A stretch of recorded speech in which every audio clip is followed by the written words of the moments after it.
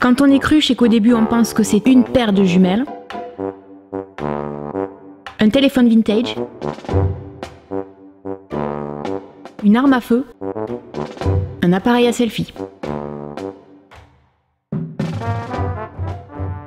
Bonjour, je suis ravie de vous retrouver dans une nouvelle vidéo qui est complètement improvisée parce que j'avais pas du tout l'intention de vous faire une vidéo sur les sèche-cheveux. Donc comme beaucoup d'entre vous je pense, j'ai vu à la télé la publicité d'un nouveau sèche-cheveux. Naïvement, je pensais qu'il devait coûter, allez, dans les 150 voire 200 €. Il se trouve qu'il y a quelqu'un autour de moi qui l'a acheté et c'est là que j'ai appris le prix de la bête. Il coûte 399 €. Autant vous dire que ça coûte une blinde. Donc je ne sais pas si réellement c'est le sèche-cheveux le plus cher du monde, d'ailleurs je vous pose la question. Ça coûte extrêmement cher pour un sèche-cheveux. Donc j'ai demandé à ce qu'on me le prête pour vous en faire une vidéo et vous donner mon avis. En fait il s'agit du sèche-cheveux Dyson dont tout le monde a dû voir la pub à la télé parce qu'en ce moment on a droit à une pub juste magnifique. Et c'est vrai que moi naïvement je pensais que ça devait coûter à peu près le prix d'une brosse Daphne, c'est-à-dire dans les 200 €.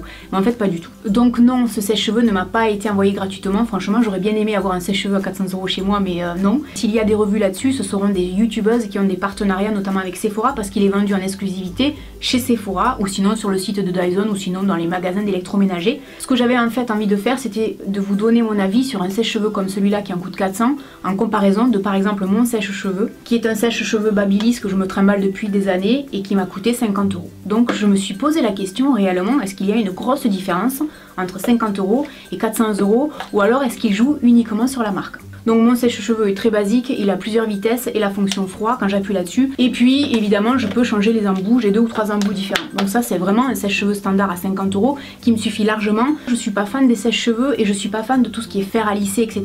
Tout simplement parce que je pense que c'est mauvais pour les cheveux et que si on veut avoir des cheveux en bonne santé, faut leur épargner tout ça. Moi je suis plutôt adepte du lissage ou des bouclettes naturelles et sans chaleur. Donc j'ai ramené le bestiau chez moi, je me suis dit tiens on va quand même essayer sur un brushing voir ce que ça vaut. J'ai complètement oublié de vous le filmer mais je vais quand même vous donner mon avis. Évidemment, hein, comme beaucoup de sèche-cheveux, on peut y mettre plusieurs embouts. Il y a un embout pour les cheveux frisés et ensuite là il y a 2 autres embouts pour lisser les cheveux et pour les coiffer. Alors par contre, s'il y a une chose qui est un peu déroutante, c'est qui n'est pas comme les autres sèche-cheveux, c'est le bruit du sèche-cheveux. Si je vous l'allume, vous n'entendrez absolument pas la différence, mais par contre la différence est réelle. Le bruit du sèche-cheveux est juste, comment dire, extrêmement élégant. C'est très bizarre de dire ça, mais c'est vrai que le bruit est assez surprenant. Je sais pas comment vous l'expliquer, mais il a un son très étrange. Je sais pas, le gros sèche-cheveux comme le mien, non, celui-là il est classe quoi. On en a pour 400 € en même temps, hein, donc il peut être un peu classe le bruit. Bon, ce qu'il faut savoir pour moi en ce qui concerne Dyson, c'est que je pense que Dyson c'est un peu comme Apple quoi. C'est-à-dire que quand on achète, on met le prix, mais parce qu'on achète du très haut de gamme.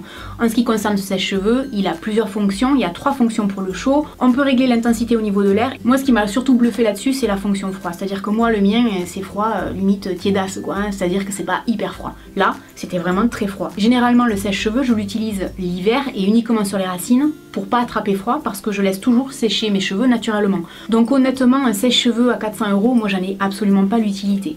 Je trouve que les fonctions qui sont disponibles sur cet appareil sont quand même assez bluffantes. Donc je pense réellement qu'on en a pour son argent. Parce que ne serait-ce qu'au niveau du design, il est juste super beau quoi. Après ça reste qu'un sèche-cheveux. Hein. Je pense qu'effectivement à l'intérieur, au niveau de la recherche, c'est ça qu'on va payer, c'est le prix qu'on va payer. Est-ce que réellement ça en vaut la peine pour un sèche-cheveux? Moi c'est la question que je vous pose. Moi à titre perso je vous dirais que non parce que j'en ai absolument pas besoin. Mais pour les filles qui sont vraiment fans de nouveaux produits comme cela ou de technologie vraiment au taquet, je pense que c'est réellement la Rolls-Royce des sèche-cheveux. Après, c'est pas ça qui me fera décider à l'acheter parce que je vous le redis pour la 10 000e fois, je trouve que ça fait très cher pour un sèche-cheveux, mais je trouvais que c'était important de vous en parler.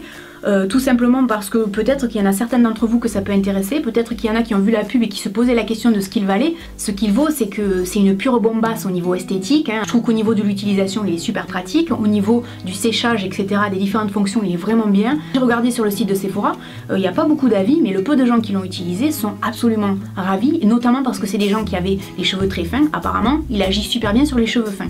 Bon, moi j'ai les cheveux extrêmement épais donc là-dessus je vais pas pouvoir vous répondre. Moi depuis quelques jours je me pose la question, est-ce que si j'avais les moyens je me l'achèterais? Elle n'est pas existentielle la question, on est d'accord hein. Et en fait j'arrive pas à répondre à cette question parce que je ne sais pas ce que ça fait d'avoir les moyens de dépenser 400 € dans un sèche-cheveux, parce que quand même 400 € c'est chaud hein. Dites-moi si ça vous a servi, ce que vous en pensez, est-ce que vous pensez que réellement c'est abuser le prix, est-ce que vous pensez que ça peut vous intéresser ou pas du tout, si vous avez les moyens, pas les moyens, si vous avez justement les moyens, est-ce que vous iriez dépenser 400 € pour un sèche-cheveux? Voilà, donc n'hésitez pas dans les commentaires et puis je vous dis à très bientôt dans une prochaine vidéo, salut.